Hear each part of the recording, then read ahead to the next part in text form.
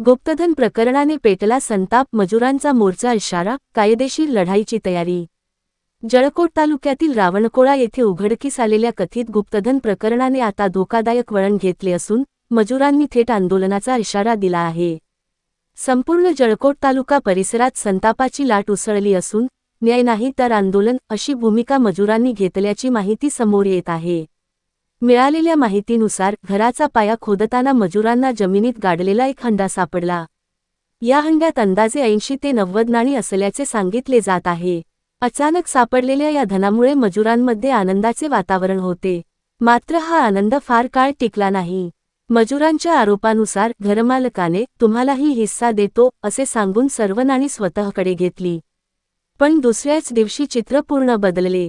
हिस्सा मागण्यासाठी गेलेल्या मजुरांना घरमालकाने थेट नकार दिल्याचा आरोप आहे। एवढेच नाही तर मजुरांशी अर्वाच्य भाषेत बोलून त्यांना हाकलून लावल्याचा गंभीर दावा करण्यात आला आहे। कष्ट करून काम करणाऱ्या गरीब मजुरांचा असा अपमान केल्यामुळे गावात संतापाची भावना तीव्र झाली आहे। नाव काय? माझं नाव गंगाधर दशरथ वाघमारे। काय झाले? इथं मी हे काढला तो मुळवा कधी? हे काढला तो मंगळवारी। काय झालं? मंगळवारी काढत असताना ते 2 फूट खाली गेल्या पारी असं फावड्यामध्ये ते हे आले, ते काय आलं? नाणे आले, नाणे। बर, हां, मग ते मी पटशिऱ्या खिशे भरलो, इथं बसलो तर मला ते एका पोरानं म्हणजे त्याचे नाव संभा आहे बघा। कोण आहे? कुठला आहे ते? संभा इथंच आहे। बर, संभानं मला देते दे म्हणून जबरदस्ती करून काढून घेतले। बर। हां, पवार, काय जोर सांगा? संभाजी निवृत्ती पवार। काय घडले घटना? ते मुळ्यामध्ये कॉईन भेटले। किती होते?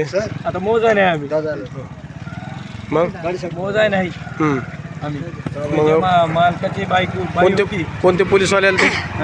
पोलीसवाले आले ते मला तुम्ही नाव सांगलं नाही हो, नावच सांगलं नाही। रुपये वगैरे काही दिलते का? पावती बिवती काय जमा केल्यात का? काही असे चालते आणि कोऱ्या कागदावर लिहून घेतले त्यांनी, कसलंच काही त्याच्याकडे नव्हतं। सह्या घेतल्या त्याच्याकडे कसलंच काही नव्हतं प्रूफ।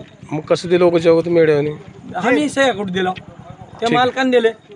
मालक कोण आहे? दुसरा मालक कृष्णा विठ्ठल पवार। कृष्ण